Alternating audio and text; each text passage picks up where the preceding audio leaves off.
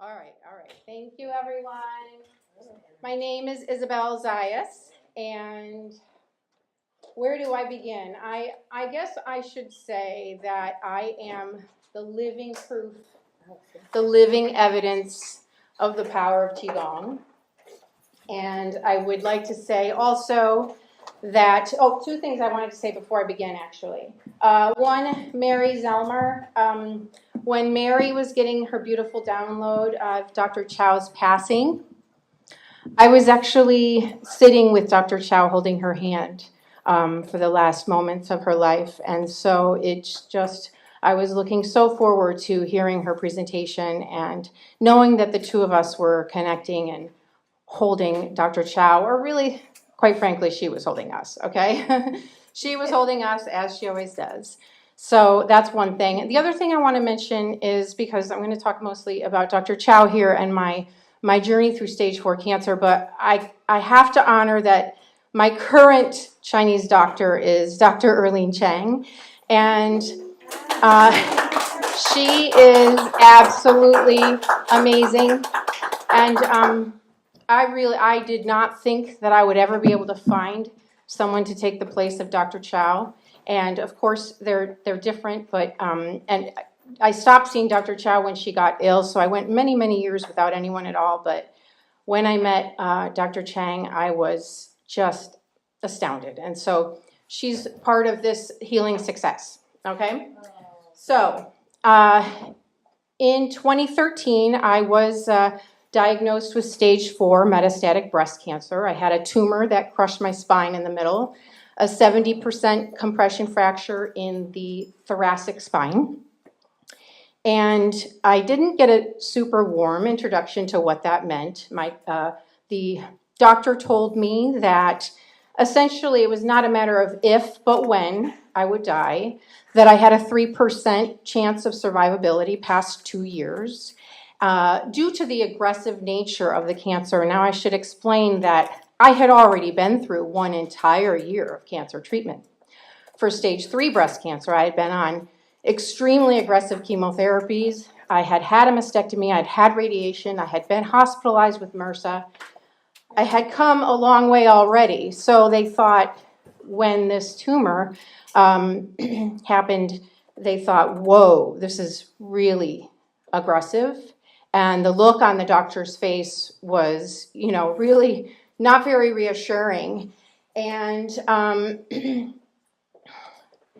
was explained that I would go on chemotherapy until that one stopped working. And then I'd go on another one until that one stopped working. And then I'd go on another one until that one stopped working. And if I had the bizarre molecular whatever disorder, I might be able to get into this trial, and that trial might extend me by 1 month, my life, right? I looked at the doctor and I was like, okay, wait, excuse me, I'm sorry. When is this going to be over? And she put her pencil down, finally looked me in the eye, and said, oh, Isabelle, it is never going to be over. So you can imagine, perhaps I was 40, and I was devastated. I was heartbroken. I was just beyond words. And the truth is, the label on all of my medication from that point forward says, treat until disease progresses, or toxicity no longer tolerable. And the doctor said, look, when you've had enough, we're going to just focus on your quality of life. And I thought, quality of life, okay, I'm not liking this conversation. So I left the office and I stepped outside. It was in the Fillmore district in San Francisco. And I called 911. And by that I mean Dr. Chow. And I stood there and the phone was ringing and I was like, please pick up, please pick up.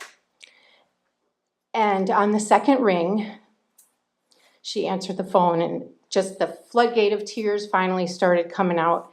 I said, Dr. Chow, they said, it's not a matter of if, but when. They said, it's incurable. It's incurable. She was silent. She said, I see. What you need to do now is make a decision. Do you want to live? And I thought, were you not listening to me? I mean, this is what they're saying I can't do. Of course I want to live. Wouldn't anybody in my shoes want to live? No, Isa, that's an assumption. I said, okay, all right.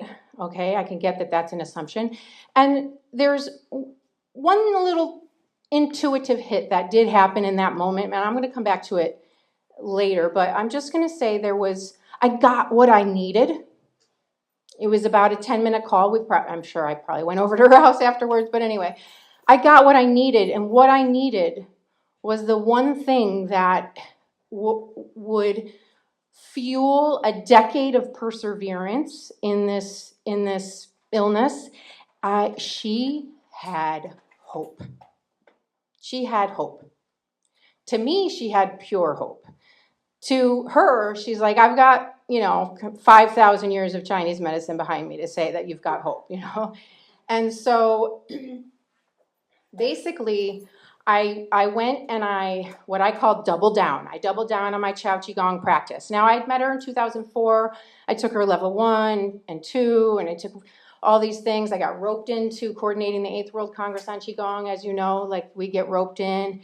And then I went away back to work. I was super stressed. Anyway, so I knew the Chao system, but now I was seeing her once a week, twice a week, 3 times a week, several hours at a time. My favorite aspect of working with her was the therapeutic aspect, where we would talk about our beliefs and our fears and how the mindset is the greatest healer.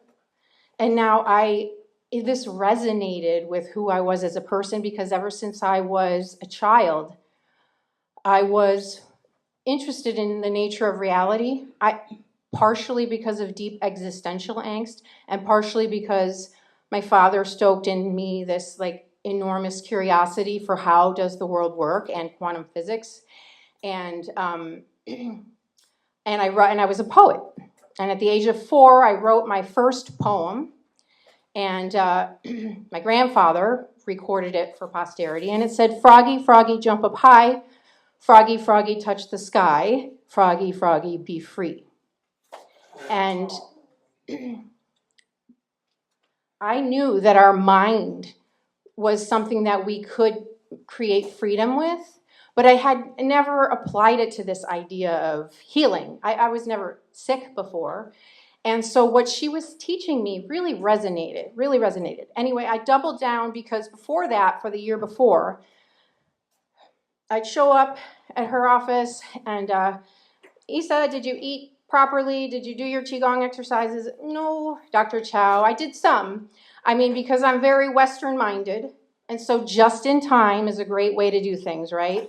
So when I had peripheral neuropathy at the horrible itching, stomping, I would have to kick my feet. I have to leave public when I was in public, and this came on.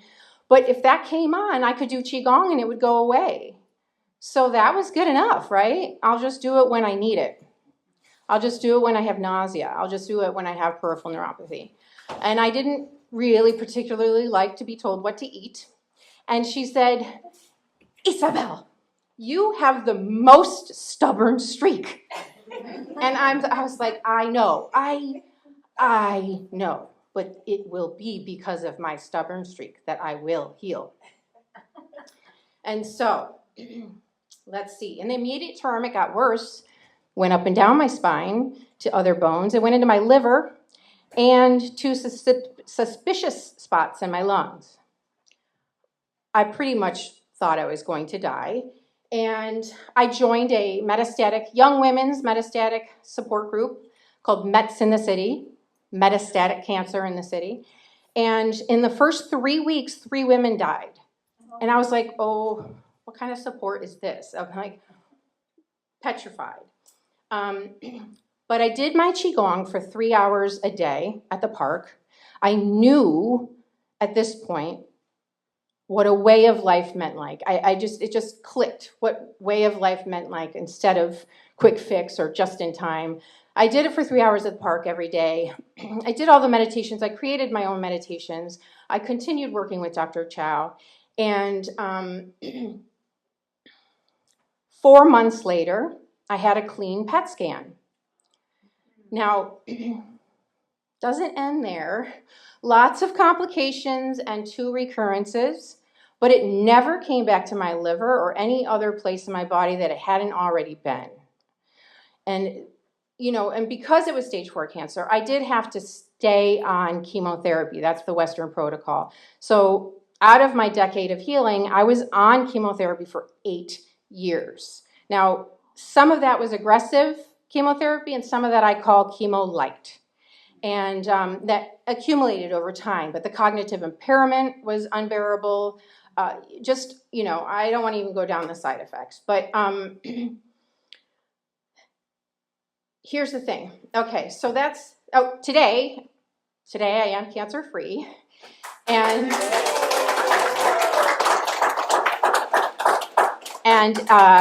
as of 2021, off of all chemotherapy, but just on an immunotherapy, and as of July, off of that immunotherapy, so completely off all treatment. Oh, it's over, right? It's over. Okay, but so what fueled a decade of healing and perseverance? There were setbacks, let me tell you. There was truncal obesity from chemo. I was like, and cognitive impairment. I used to run really large-scale programs in engineering, and I couldn't even remember where I left my sweater. And not just the forgetfulness, but I couldn't put sentences together. I had 6 surgeries because several of them failed.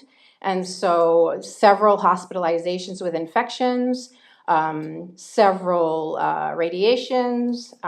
So the 10 years, while some of it was easier, some of it wasn't. Anyway, what fuels healing over a period of 10 years? So I'd like to talk about it in terms of the 5 elements, because we're here. And I brought 5 things that I talk about in my book. I did write a book about this healing journey. And so there were 5 aspects that I feel are critical to my process, the way that I healed, and the way that I integrated Dr. Chow's teaching. And I liken them to the elements so that you can remember what they were. And they relate. So the first one is fire. What do you think of when you think of the element of fire? Heat? Burn? Okay. Great.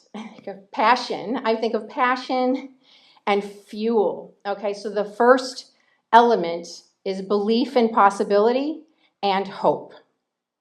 Now, okay, here's the thing. So Dr. Chow was the catalyst in the hope. But I did have a click moment I told you guys I'd come back to. And when I was little, okay, and I studied, and my dad was really instrumental in teaching me about quantum theory. And I'll never forget the day he said, Isabelle, do you realize what this means? And I was 8 years old, sipping a banana milkshake. And I'm like, I know, Dad, I know this is a rhetorical question, so I'm not going to answer. And what he was telling me about was the double slit experiment and the wave-particle paradox and the dual aspect of nature, of matter, and specifically the observer effect. How consciousness influences outcome. It's just the highest level. How consciousness influences outcome. And in that moment that Dr. Chow said, choose to live, I was like, yeah, I get it. Because I saw that. I saw myself reaching into this quantum void or something and making the wave collapse, making it happen. I saw it for a second, and then it just was gone, and I couldn't articulate it, and that's part of why I decided to write a book, so I could see if I could figure that one out. But belief in possibility and hope, because every single woman that I joined that cancer support group with at that time is gone now. I became so close to women that I had to say goodbye to. So, and also, when the entire Western medical paradigm tells you something is not possible, that is a powerful force to reckon with. That force reverberated in places in me I didn't even know existed. And so on the one hand, I've got Dr. Chow incubating this understanding that I can heal. I've got my own crazy thoughts like maybe I can, but everywhere else I went was like, oh, isn't she cute or stupid to think that she could heal from stage 4 cancer? And you feel this. And so this fueled participation in my wellness and the willingness to do what it takes. I always told Dr. Chow it was a lot of work. This is a lot of work. She says, no, it is the play. And it is play. Think of it as play. And to this day, I look forward to the moment where I can interpret it as play. And I know I'll get there. I'm very excited for this not to be work anymore. The second aspect, earth, nourishment, earth, decide to live and have a reason for it. Now, it is okay if you don't want to live, and Dr. Chow talked about that too, will help you die well, okay? But if you do choose that you want to live, have a reason. Now, in that moment, my reason was like, I got to write this book because I have all this stuff to write down, but I also just knew I wasn't done yet. It was just, I remember saying to my friend once in my living room, I'm like, I'm not done yet. And so that's all I'll say about number 2. Number 3, accept and embrace death. When I was in my late teens, early 20s, I read the book, the Tibetan Book of the Living and Dying, and I was just blown away. I was just, how they revered death. I was like, this is so different from our culture, that it's taboo and all these things and that you can't even talk about it. And so I became obsessed with finding out what happens when we die. And I did all these research on near-death experiences and the afterlife. And then when my father died, I was like, I know he's still with me. I know I can feel him here. So I know the spirit doesn't die. This is just something I know. I can't prove it, right? But it is, and I remember really thinking hard after he died. And you said something in your presentation, Mary, about Dr. Chow said she turned to air. And I remember one day being like, where is he? Oh, I think he's on the other side of air. And so, okay, it's one thing to postulate your death from the dreamy distance of your imagination and your books. I love books. It's a different thing when it's right there. And it's like, oh, hello. And so I'm not going to say it was easy, and it didn't happen overnight. But I came to the place where I decided I am going to go all in to living, but if it's my time to die, it's not my choice. If it's my time to die, it's not my choice. And hey, look, you know what? Death is not a failure.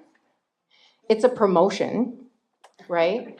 And embracing death was my secret sauce, really, to all of this. And so the third element is water. Flow like water. Be like water is what Dr. Chow used to always say. Be like water. And this is where I'll say, go all in, yet unattached to the outcome. And I did all of the parts of the Dr. Chow's integrated system. I did qigong every day for 3 hours. I did the acupressure points. I did the chi mission with her. I did acupuncture. I did meditations. I mean, I did it all. And breathing, nutrition. And this was where doing the work became the way. And it's when it kind of all really congealed for me. And, you know, again, like I said earlier about my Western mind, I grew up taking Advil at the first sign of oh, ow. Oh, let me pop some Advil. And it took some training, but when I learned how to use qigong to remove pain, I had a lot of headaches as a side effect of chemo and stuff, and the back fracture.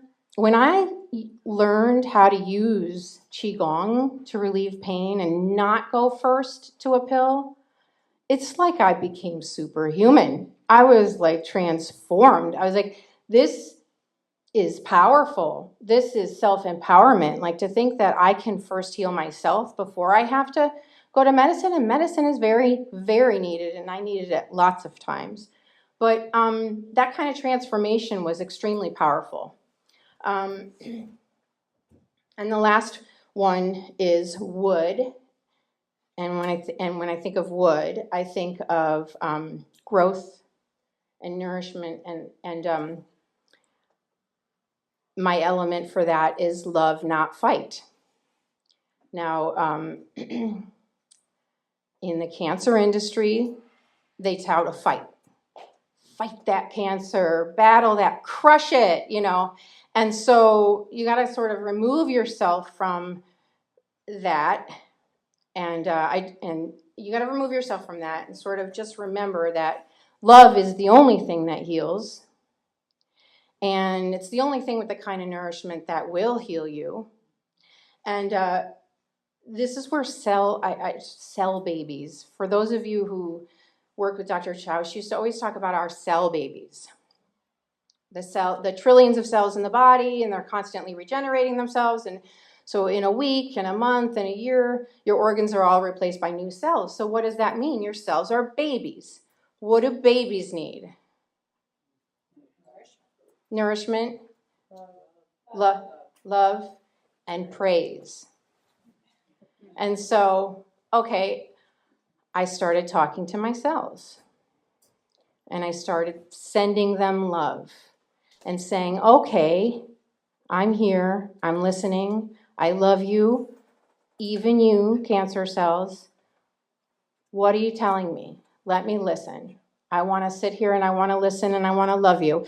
And I could love other people super easily. But this was about loving myself. This was like a whole new avenue for me. And so that was the beginning of a true inner dialogue happening in my body. When I sat down and I listened and I talked to my cells, I began to tune into my body. And that was another transformation point. So, belief and possibility and hope, fire. Decide to live and have a strong reason, earth. Oh, I forgot to say that the embrace death is metal. So I think of metal as strong and resilient. And go all in, yet unattached to the outcome, is water.